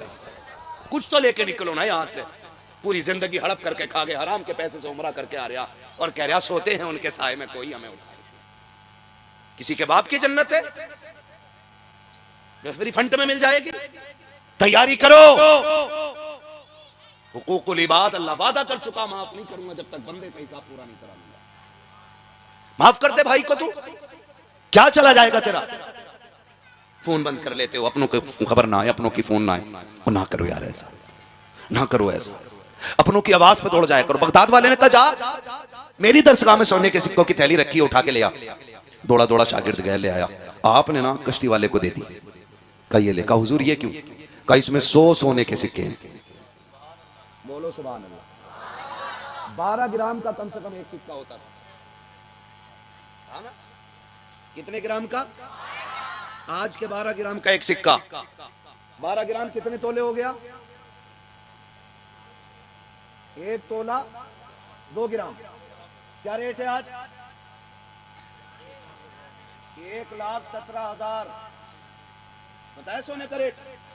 घटिया वाले की बात नहीं कर रहा हूं जो 50% मिलावट करके बेच रहे हैं। जी मुझे इस टॉपिक पे बात नहीं करनी। कभी सोचा मौलवी सोना बेचने आया था। है डकैतों से सावधान रहिएगा, है ना? तो 1 लाख के समथिंग आज रेट है। 100 लाख कितने हो गए? 100 सिक्कों के 100 लाख कितना बना?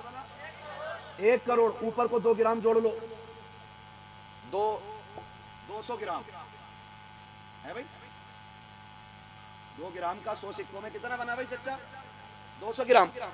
200 ग्राम में कितने तोले हुए? 20 तोले। 20 तोले की कीमत 20 लाख। तो कितना बना टोटल? 1 करोड़ 20 लाख। किसको दिए? कश्ती वाले को। उसने कहा इतने पैसे आप क्यों दे रहे हैं? फरमाने लगे रख ले।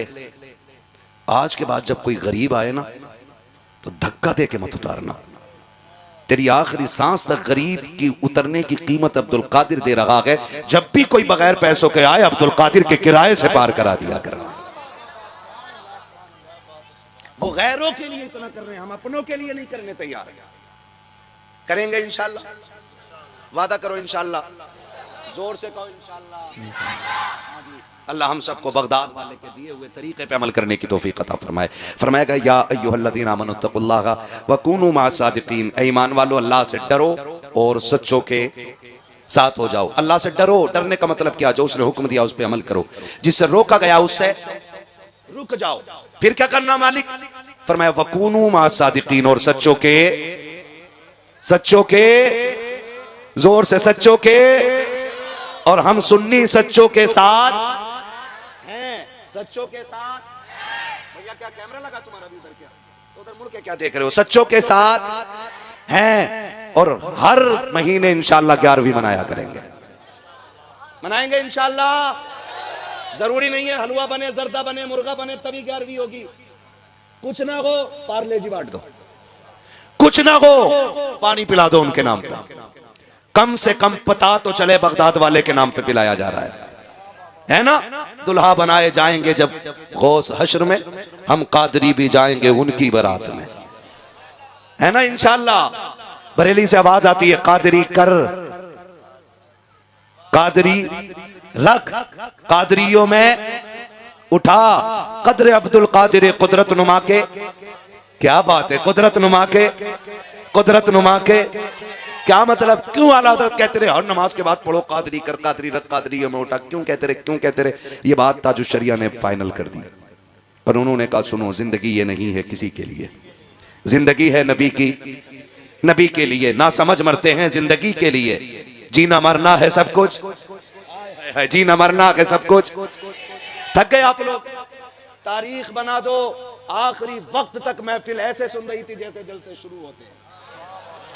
जीना मरना के सब कुछ, जीना मरना के सब कुछ, मसलके आला हजरत पे कायम रहो। जिंदगी दी गई है, जिंदगी दी गई है इसी के लिए। अब कादरी होने का फायदा ताजुश शरिया बयान फरमाते हैं, कहते हैं अख्तरे कादरी खुल्द में चल दिया, अख्तरे कादरी खुल्द में चल दिया, खुल्द वाहे हर एक कादरी के लिए, यानी जन्नत हर कादरी के लिए खुली हुई है। तो फिर हम क्यों ना कहें कादरी कर, कादरी रख, कादरियों में कदर अब्दुल कादिर कुदरत नुमा के वास्ते, है ना?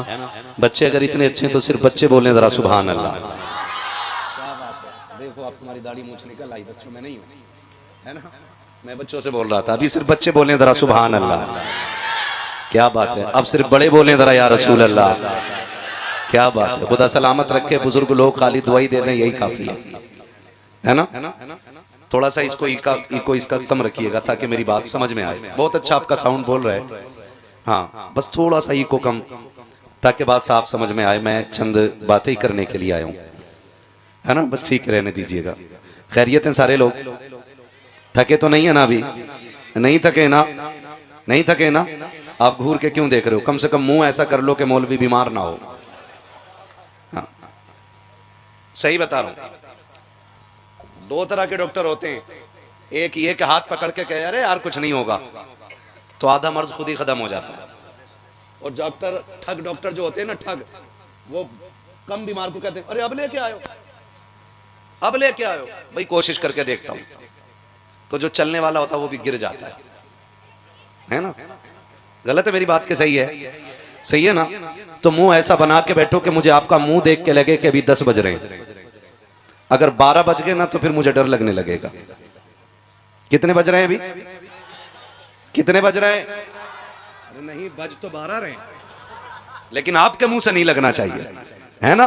खुदा सलामत रखे। जरा कह दें या रसूल अल्लाह, या रसूल अल्लाह। हाँ जी, जिन्हें डर लग रहा है वो बिल्कुल ना बोले। और अभी तक ऐसा नहीं हुआ किसी ने जोर से सुभान अल्लाह कहा और पुलिस ले गई हो। मोमिनपुरा वालों, ये तो बहुत मजबूत गांव है ना, है ना? मजबूत गांव है तो फिर डरने की जरूरत नहीं है, डरने की जरूरत। हम तो सीना ठोक के कहते हैं कि नात खानी मौत भी हमसे छुड़ा सकती नहीं, कब्र में भी मुस्तफा के गीत गाते जाएंगे। हाँ जी, मैं बच्चों से कहूंगा बेटे आप बच्चे बहुत अच्छे हो, लेकिन थोड़ी सी कमी दिख रही मुझे। अगली बार मेरे लाल ना टोपी ओढ़ के आना। आएंगे इंशाल्लाह, कोई बात नहीं, जल्दी जल्दी में आ गए होगे। टोपी तो होगी ना, है ना टोपी? हाँ कोई बात नहीं, अगली बार हर जलसे में टोपी टोपी पहन के आना, पहना के मत जाना। आएंगे इंशाल्लाह, सारे बच्चे वादा करें इंशाल्लाह। मैं बच्चों से कहूं मेरे लाल ये हुजूर की महफिल है, और हुजूर की महफिल इतनी मोहतरम होती है कि इसके अंदाज में निराले होते हैं। आप खुद बताइए, अगर स्कूल की ड्रेस हो सकती है, होमगार्ड की ड्रेस हो सकती है, पुलिस डिपार्टमेंट की ड्रेस हो सकती है, वकीलों की अपनी ड्रेस हो सकती है, जजों की अपनी ड्रेस हो सकती है, तो क्या मोहम्मद अरबी के गुलामों की अपनी ड्रेस नहीं हो सकती है? है कि नहीं? है कि नहीं? तो फिर है ना, तो कुछ कम दिख रहा है मुझे। वो क्या है? टोपी। अगली बार ओढ़ेंगे इंशाल्लाह। हाँ वादा कर लो, मैं शर्मिंदा करने नहीं आया। होता है बच्चे जल्दबाजी में आ जाते हैं, लेकिन आइंदा ओढ़ के आइएगा ताकि पूछना ना पड़े बंदा किधर जा रहा है, मुंह सड़ा हुआ, बाल खुले हुए, ऐसे चले जा रहे हैं मुंह उठा के, किधर जा रहा है पता नहीं, पन्नी बीनने जा रहा है कि जलसे में जा रहा है। पहली कोशिश ये करना हुजूर की महफिल में वुज़ू करके आइएगा। दूसरी कोशिश ये करना टोपी लगा के आइएगा, ताकि जब घर से चलो ना तो किसी को पूछना न पड़े किधर जा रहा है, तुम्हारा अंदाज बता दे हुजूर की महफिल सजी है, दीवाना उधर ही चला जा रहा है। करेंगे ना इंशाल्लाह। खुदा सलामत रखे कमेटी वालों को। इस महफिल को 2 नाम दिए गए, सीरत मुस्तफ़ा, अच्छा मोहसिन इंसानियत कॉन्फ्रेंस और जश्न गौसे आज़म। 2 मौजू हैं, एक मोहसिन इंसानियत और एक जश्न गौसे आज़म। शुक्र है हम सुन्नी बरेली वाले लोग हैं। जो बरेलवी है बस वही बोले, बाकी मुझे फालतू की दाद भी नहीं चाहिए। बरेलवी है ना?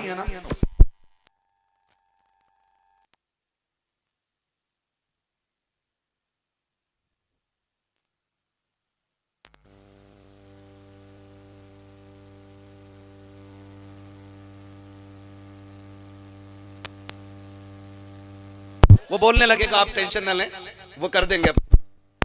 मैंने साथ नहीं छोड़ा तो आप भी साथ ना छोड़िएगा। हम हर वली को मानते हैं, बोलो सुभान अल्लाह।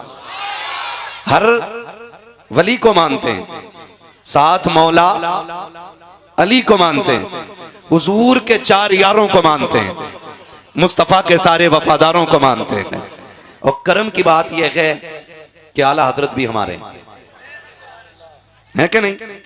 वारिस पाक जोर से, मखदूम पाक, मखदूम पाक, मखदूम पाक, साबिर पाक, गरीब नवाज और गौसुल आजम, शहीद आजम, रसूल आजम, ये सारे हमारे।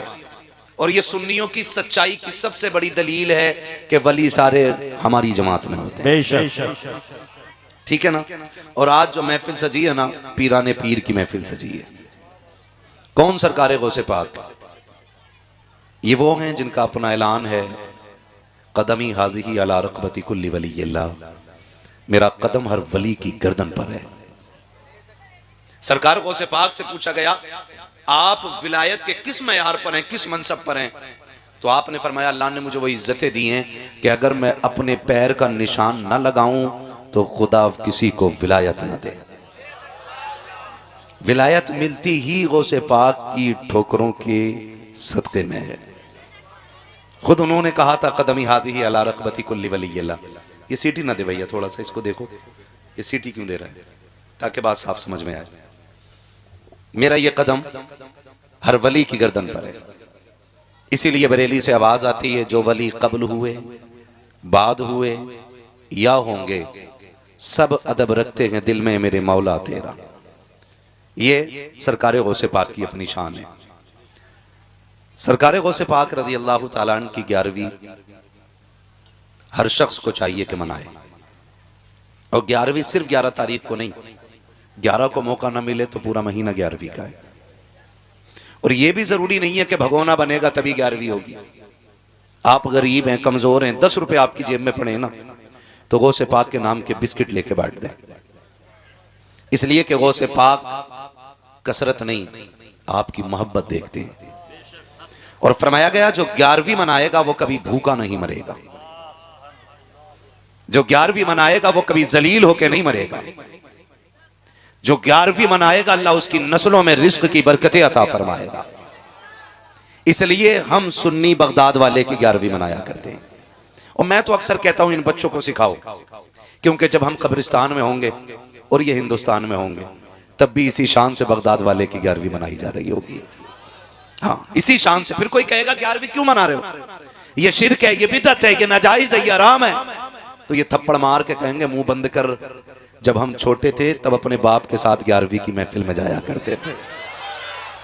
और कभी कभी तकलीफ होती है ना चचा मियाँ, कहते हैं हटाओ भी इन बच्चों को, हटाओ यहाँ से, हटाओ, ये बच्चे क्यों आए। सच ये है कि जलसा शुरू भी बच्चों पे होता है और खत्म भी बच्चों पे होता है। यकीन ना आए ना तो तजर्बा करना, जब कोई नहीं आता ना तब बच्चे आके बैठते हैं। कुरान की तिलावत जब होती है ना तो आगे कौन होता है? बोलो, बच्चे होते हैं ना, बच्चे बैठे हुए होते हैं, उनके इब्तिदा से ही प्रोग्राम का आगाज होता है। और जब देख लिया ना मुखिया ने ये बड़ा शायर आ गया, चल भाई चल अल्लाह जरा जूती ला, फिर आके ना रे किसका कलवा का चलट, चल पीछे चल, किसका भूरा का गुड्डू का, किसी का नाम हो बुरा ना मानना, ये हमारे मुआशरे में नाम होते हैं। हम ये कह के बच्चों को पीछे हटाते हैं। मैं कहना चाहता हूं ये महफिल मोहसिन इंसानियत की है, और हुजूर ने सिर्फ बड़ों पे एहसान नहीं किया, बच्चों पे भी एहसान किया है। और मेरे नबी से सिर्फ बड़े प्यार नहीं करते, बच्चे भी प्यार करते हैं। और सरकार सिर्फ बड़ों से प्यार नहीं करते, बच्चों से भी प्यार किया करते हैं सरकार। आप हैरत करेंगे, मेरे नबी का अखलाक देखिए, वो किसी बच्चे की, सहाबी के बच्चे की एक चिड़िया मर गई, हुजूर गुजरे, बच्चा रो रहा था, सरकार घुटनों पे बैठ के जमीन पे अल्लाह अल्लाह अल्लाह, और उससे कहने लगे क्या हुआ? उसने कहा मेरी चिड़िया मर गई है। हुजूर उस बच्चे के पास बैठे रह गए जिसने बच्चों की इतनी दिलजोई की है। जरा सोच तो सकी वो कायनात के लिए कितना बड़ा करम बन के आया होगा। सुभान अल्लाह। ये तो आज का अलमिया है ना, ये तो आज का अलमिया है। मेरा नबी बच्चों पे भी करम कर रहा है। और आज मैं दुनिया एक कुफ्र को चैलेंज के साथ कहता हूं, जिसने हुजूर को पढ़ा नहीं है ना वो भौंकता है, और जिसने पढ़ लिया है ना वो चाहे किसी भी मजहब का हो, उसे ये कहना पड़ा कि लमियाती नजीर कफी नजर मिसले तू नशुद पैदा जाना, जगराज को ताज तोरे सरसो है, तुझको शहद हो सरा जाना। सुभान अल्लाह सुभान अल्लाह। हकीकत ये है कि जिसने मेरे सरकार को करीब से पढ़ लिया है वो कलमा पढ़ के मुसलमान हो गया। सुभान अल्लाह सुभान अल्लाह। ये मेरे हुजूर की सीरत का एक खूबसूरत बाब रहा है। हुजूर के किरदार को लोगों ने पढ़ा नहीं, और हम गैरों को क्या कहें। हमारे अपने कहलाने वाले लोग टोपियां भी लगाते हैं, दाढ़ियां भी काफी लंबी मिलेंगी, कुर्ते भी काफी लंबे होते हैं, बस जरा से पजामे छोटे होते हैं, कहने को मुसलमान होते हैं, लेकिन वो कहते नहीं नहीं नहीं, नबी को ऐसे मानना चाहिए जैसे गांव के चौधरी को मानते हैं। अब हैरत होती है कि हम बाहर वालों से लड़ें या हुजूर के कदमों की बरकत है कि तुम्हारे मेरे घर में निकाहों की बरकतें नजर आ रही, निकाहों की बरकतें नजर आ रही है। बेटों से गुजारिश करूंगा, सारे बेटों से मेरी गुजारिश है, निकाह के लिए ना माँ बाप को बड़ी खुशी होती है, निकाह के बाद इनका दिल मत तोड़ना, 4 महीने बाद अलग होके मत बैठना, इसलिए कि जब तुम दूल्हा बने थे तो सबसे ज्यादा बलाएं तुम्हारी मां ने दी। जब तुम दूल्हा बन के चले थे तो तुम्हारे दूल्हा बनने की खुशी सबसे ज्यादा तुम्हारी बहन को थी। जब तुम्हारे सर पे सेहरा था तो बहन तुम्हारे सेहरे पे खड़े होकर के नजरें उतार रही थी। आज मुझे बता वो बहन बेगानी कैसे हो गई? आज उस बहन को आंखें निकाल के क्यों देखते हो? क्या इसने तेरे सेहरे की खुशियां नहीं की थी? क्या मां ने निकलते निकलते तुझे दुआएं नहीं दी थी? क्या बाप तेरी शादी में इतना खुश नहीं था कि उसके पैर जमीन पे नहीं थे? जब वो इतना खुश था, आज इतना बेगाना क्यों हो गया कि वो तेरे जहेज के लाए हुए बेड पे बैठ नहीं सकता? तेरे सोफे पे एक दिन बाप नहीं बैठ सकता? ये तेरा बाप है, बाप शरीक नहीं, जिसके बारे में मेरे नबी ने कहा ये तेरे माल का भी मालिक है, तेरी जान का भी मालिक है। आज इसमें इतने कांटे हो गए, निकाह के बाद बाप भी कुछ नहीं, मां भी कुछ नहीं, जो कुछ है बीवी है। याद रखो, जो बीवियों की गुलामी किया करते हैं वो दुनिया के तलवे चाटा करते हैं, और जो माँ बाप की गुलामी किया करते हैं वो सारे जमाने पे हुकूमतें किया करते हैं। माँ बाप जैसी दौलतें नसीबों से मिला करती है, नसीबों से माँ बाप जैसी दौलत मिलती है। खुदा के वास्ते अगर खुदा सेहरे की दौलत बख्शे तो माँ बाप की खुशी वाला दिन ना भूलना। बीवी के कहने में आके उन्हें कुत्ता ना कहना, उन्हें जानवर न कहना, इसलिए कि तू जिसके आंगन में आके बैठी है ये तेरे बाप की खरीदी हुई जायदाद नहीं है, ये इन्हीं माँ बाप की 18 साल की कमाई हुई दौलत है। सोचना चाहिए, और अपनी बेटियों को जाके हम समझाएंगे कि बेटी किसी का दिल ना तोड़ना। और भाइयों से मेरी गुजारिश है, माँ बाप के इंतकाल के बाद सबसे पहले जो लवारिस होती हैं वो बहनें होती हैं। समझ रहे मेरी बात? सबसे पहले लावारिस बहनें होती हैं। बाप इंतकाल कर जाए तो बहनों को लावारिस नहीं करना। उसके इंतकाल के बाद कभी बहनें दरवाजे पे आए, बीवी से कह देना तुझे मेरी बहन से बात करनी है तो करना, ना करनी है मत कर, लेकिन मेरी बहन की और मेरे बीच में मदाखलत करने का तुझे अधिकार नहीं है।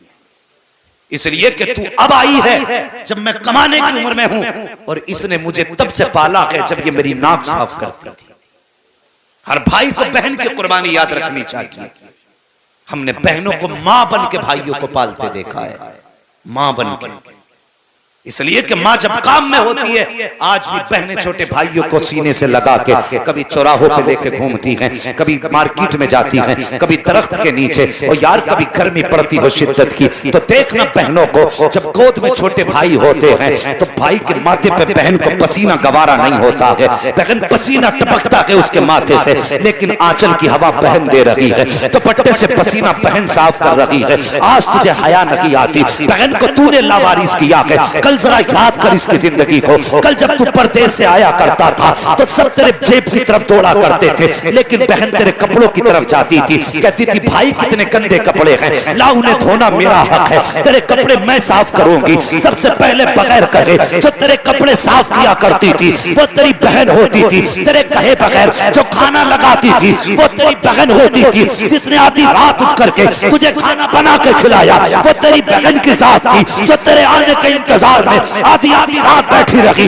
वो तेरी बहन की जात थी। जब तू पैदा ना हुआ तो सजदे में जिसने मांगा वो तेरी बहन थी, तू पैदा हुआ तेरी पैदाइश की खुशी जिसने ज्यादा मनाई है वो बहन की जात है, जिसने तेरे दूल्हा बनने के ख्वाब देखे हैं वो तेरी बहन की जात है, जिसने तेरी नजरें उतारी है वो तेरी बहन की जात है, और जिसने तुझे दूल्हा बना करके मुबारकबाद सबसे पहले दी है वो तेरी बहन की जात है। सारी दुनिया का प्यार एक पल्ले में रखो फिर भी बहन के प्यार के बराबर हो नहीं सकता। नारे तकबीर, नारे रिसालत, उलमाए अहले सुन्नत, मसलके आला हजरत हजरत अल्लामा मुफ्ती हम्माद साहब किबला, नारे तकबीर, नारे रिसालत। बहन बहन होती है। आज कितने फोन ऐसे आते, मौलाना आप बड़ा अच्छा बोलते हो, आपकी बातों में असर है, मेरे भाई के पास एक फोन कर दो आप। क्या बात है बहन? कहा 6 साल हो गए मेरा भाई बुलाने नहीं आया, जिस दिन से बाप गए हैं मैं कहीं छूट गया। और लानत हो ऐसी जायदाद पे जो बहनों को रुला के उन पे सांप बन के बैठा जाए। हमारे जहन में ये रहता है ना, बहनें आएंगी तो खर्च होगा, दस्तरखान में कमी आएगी। खुदा की कसम बहनें आती है ना, खाली नहीं आती है, खुदा की रहमतें साथ लेके आया करती है। हाँ, खुदा की रहमतें साथ लेके आती हैं। और बापों से भी मेरी गुजारिश है, जब जायदाद बांटा करो ना तो मकान में जब 4 कमरों में 3 कमरे बेटे को देके जाना तो एक कमरा बेटी को भी देके जाना, ताकि कल अपना हक बता के आ सके। मैं तुम्हारे कमरे में नहीं आई, अपने बाप के दिए हुए जायदाद के हिस्से में आई। फिर वो शर्म नहीं आएगी, फिर भाभियों में हिम्मत नहीं जो धक्का दे के निकाल सके। कम से कम बहन को एक कमरा जरूर देके जाना, ताकि कल बहन आए तो उसका सर शर्म से न झुके। और कितनी बहनों को भाइयों ने धक्के देके घरों से निकाला। हाँ, लॉकडाउन गुजरा, कितनी बहनें बेवा थी, बच्चे भूख की कगार पे आ गए, कहा भाई अमीर है चलो उससे कुछ नाज ले लें। तो भाभियों ने दरवाजे से धक्का देके कहा जा चली जा, तेरा बाप कमा के नहीं रख के गया था जो यहाँ लेने चली आई। और गैरत कर, खुदा की कसम तुझ पे इसका एहसान हो सकता है और तेरा इस बच्ची पे एहसान नहीं है, इसलिए कि तू उसकी जायदाद खा रही है, वो तेरी जायदाद नहीं खा रही। कयामत के दिन हर बाप से पूछा जाएगा बता बेटी के हिस्से में से कितना दे के आया है। ये याद रखना, मौलवी हो, मुल्ला हो, मिस्त्री हो, इंजीनियर हो, सबसे पूछा जाएगा। जब मैंने 1/3 तेरी बेटी का हिस्सा रखा था तो बेटों को दुगना था, बेटी को 1 गुना था, तो बेटी का खा के हज करके क्या करने आया। याद रखना, अपने अपने इंतजाम कर ले। जो बेटी का हक है वो दे के मरना, वरना कब्र में चैन से लेट नहीं पाओगे, लेट नहीं पाओगे कब्रों में चैन से। वो एक बाप था ना, अल्लाह अकबर, फरमाइश भी और बात भी आ गई है इसलिए बताने लगा। बड़ा अमीर था, 4 मील थे उसके पास बड़े बड़े, और 4 बेटे थे। उसने 4 मील 4 बेटों के नाम कर दिए। एक बेटी थी, 10 साल पहले उसकी शादी करी और 10 साल बीत गए, दरवाजे पे नहीं गया बेटी के। मैंने कहा था जवानियां भी हमेशा नहीं रहनी है और उम्रें भी हमेशा नहीं रहनी है, कोई भी चीज कहीं भी फेल हो सकती है। एक दिन अचानक दर्द उठा, बेटे बाप को हॉस्पिटल ले गए, क्योंकि करोड़ों का मालिक था बाप और सारी जायदाद उसने बेटों के नाम कर दी। लेके गए हॉस्पिटल में, डॉक्टर ने चेकअप किया, कहने लगे इसके गुर्दे फेल हो चुके, अब ये बचने वाला नहीं है। डॉक्टर ने कहा कि फिर भाई अब गुर्दा की जरूरत है, गुर्दा किससे दिलवाएगा? बाप को बेटे पे बड़ा फख्र था, 4 बेटे थे। कहने लगा है ना 4 बेटे, कोई भी गुर्दा दे देगा। बड़े बेटे को बुला के कहने लगा मैंने तुझ पे लाखों रुपए लगाए, बेटे मैं कुछ जीना चाहता हूं, एक गुर्दा दे दे। जब इतनी बात बेटे से कही ना, बेटा कहने लगा तुम्हारी तो जिंदगी गुजर गई, हमारी बर्बाद करना चले, मैं गुर्दा नहीं दे सकता। उस दिन बाप को तकलीफ हुई, उसने सबसे बड़ी गलती कौन सी की? हाँ, चारों बेटों ने गुर्दा देने से इनकार कर दिया और कहने लगा मैंने जवानी तुम पे लुटा दी, जायदाद तुम्हारे नाम कर दी, एक गुर्दा नहीं दे सकते? कहा गुर्दे की कोई कीमत नहीं, ये नहीं दिया जाएगा। अल्लाह अकबर। बाप को जब बेटों ने जवाब दे दिया, बाप ने डॉक्टर से कहा यार मुझे वापस हॉस्पिटल के अंदर ही ले चल, मेरा इलाज कर, जिंदगी होगी बच जाऊंगा, नहीं होगी मर जाऊंगा। अब बेटों के सामने बैठने की हिम्मत नहीं है, डॉक्टर अंदर लेके चला गया। बेटे बाप को छोड़ के हॉस्पिटल आ गए तो खानदान में खबर फैल गई कि बाप के गुर्दे खराब हो गए हैं, बेटों ने गुर्दा देने से इनकार कर दिया। बात कोई रुका नहीं करती है, फैलते फैलते बेटी के कानों तक पहुंच गई कि मेरे बाप की तबीयत ज्यादा खराब है, भाइयों ने गुर्दा देने से इनकार किया है। और यार वो बेटी थी, बर्दाश्त न कर सकी, दूध पीता बच्चा गोद में था, सीने से लगा करके हॉस्पिटल आ गई। डॉक्टर से आके कहती डॉक्टर जल्दी कर, फला नाम का मरीज तेरे अस्पताल में है। कहा हाँ है। कहा जल्दी कर मेरा गुर्दा निकाल और उसके डाल दे। कहा किस लिए? कहा अगर देर हो गई तो वो मर जाएगा। अल्लाह अकबर। डॉक्टर कहने लगा पता तो सही तू कौन है, कहां के रहने वाली है? कहा डॉक्टर ये ना पूछ, जल्दी कर और मेरा गुर्दा निकाल के फला मरीज पे डाल दे। अल्लाह अकबर। बच्ची के कहने पर बच्ची का गुर्दा निकाला गया और उस डॉक्टर ने उस मरीज के डाला। जब बच्ची वापस जाने लगी है तो वापस जाते जाते डॉक्टर कहने लगा बेटी बता तो सही तेरा नाम क्या है? कहा डॉक्टर नाम का क्या करेगा? कहा अगर मरीज ने मुझसे पूछ लिया कि मुझे गुर्दा किसने दिया है तो किसका नाम बताऊंगा? उसने कहा मैं नाम तो नहीं बता सकती, अलबत्ता कागज कलम दे दे, मैं खत लिखना चाहती हूँ। अल्लाह अकबर। बेटी बेटी होती है, उसने कागज कलम लिया है, खत लिखा, तय बनाई, डॉक्टर के हवाले करके कहा ले डॉक्टर अगर मेरे बारे में मरीज पूछे तो कुछ ना बताना, ये खत उसके हवाले कर देना। अल्लाह अकबर। डॉक्टर ने बच्ची के कहने पर खत संभाल के रखा। जब बाप ठीक हुआ, बाहर निकलने लगा तो कहने लगा यार सबसे पहले मुझे डॉक्टर के पास लेके चलो। कहा किस लिए? कहा मुझे डॉक्टर का शुक्रिया अदा करना है कि मेरे बेटों ने गुर्दा देने से इनकार कर दिया, न जाने डॉक्टर ने मेरी जिंदगी कैसे बचाई है, इसलिए शुक्रिया उसका अदा किया जाएगा। जैसे कि यह सेठ निकला है हॉस्पिटल के दरवाजे पे, 4 बेटे गाड़ियां लिए खड़े थे, अब्बा ठीक हो गए हैं, बाकी की जायदाद भी हमें मिल जाएगी। बाप ने कहा इनकी सूरतों को देखना नहीं चाहता हूँ, दूर करो मेरी नजरों से, मैं डॉक्टर के पास जा रहा हूँ। जैसे वो डॉक्टर के पास गया, कहने लगा यार तेरा शुक्रिया है। कहा किस बात का शुक्रिया? कहा तूने मेरी जिंदगी बचा ली है। डॉक्टर कहने लगा यार शुक्रिया मेरा अदा ना कर। कहा फिर किसका करूं? कहा शुक्रिया अदा करना है तो उस लड़की का अदा कर जो तुझे गुर्दा दे करके गई है। कहा कौन थी वो, किसने गुर्दा दिया है? जब इतनी बात उसने कही है तो वो कहता मुझे नाम तो नहीं बताया। कहा फिर पता बता। कहा पता भी नहीं बताया। डॉक्टर तलाश कैसे करूंगा? डॉक्टर कहता याद आया वो मुझे खत दे के गई थी। कहा जल्दी कर खत निकाल। डॉक्टर ने दराज खोली, खत निकाला, मरीज के हवाले कर दिया। जैसे उसने खत खोल के पढ़ा है वो यार खड़ा था जमीन पे बैठ जाता है, चीख मार के रोने लग जाता है। डॉक्टर कहता बता तो सही रोने की वजह क्या है? उसने कहा डॉक्टर तू नहीं जानता है,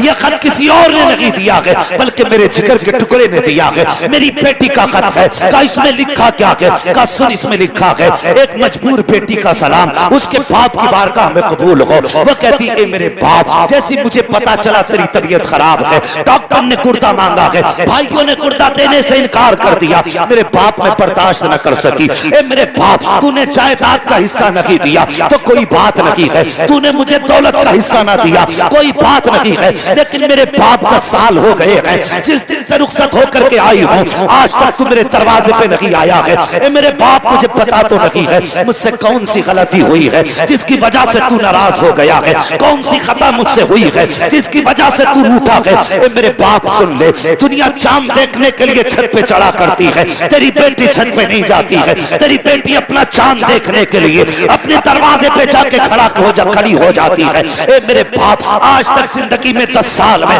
20 ईद आके चली गई है, लेकिन तेरी बेटी ने आज तक ईद नहीं मनाई है। हर शाम यही सोच के सोती रही, शायद इस ईद को मेरा बाप आता होगा, इस ईद को मेरा बाप आता होगा, लेकिन 10 साल बीत गए। ए मेरे बाप, मुझे पता नहीं है कि तू मेरे दरवाजे पे किस लिए आया है, किस लिए नहीं आया, लेकिन मेरे बाप, तेरी बेटी सिर्फ इतना कहना चाहती है। ए मेरे बाप, जब मुझे पता चला तेरी तबीयत खराब है, भाइयों ने गुर्दा देने से इनकार किया, ए मेरे बाप, मैं तुझे गुर्दा दे करके जा रही हूँ, मैंने तुझ पे एहसान नहीं किया है, तूने 18 साल सीने से लगा के पाल लिया था, मेरे बाप तेरा एहसान वही काफी है। अगर तूने जायदाद न दी तो कोई बात नहीं, मील का हिस्सा न दिया कोई बात नहीं, 18 साल तूने लुक में खिला के पाला था, ए मेरे बाप वही एहसान काफी है। अंधेरे उजाले कमा के खिलाया था, वही एहसान काफी है। ये तो गुर्दे की बात है। ए बाप, अगर जान भी मांगेगा तेरी बेटी हंसते हंसते दे देगी, वो कहती मेरे बाप, मैं तुझे गुर्दा तो दे के जा रही हूँ, लेकिन कोई एहसान नहीं किया है,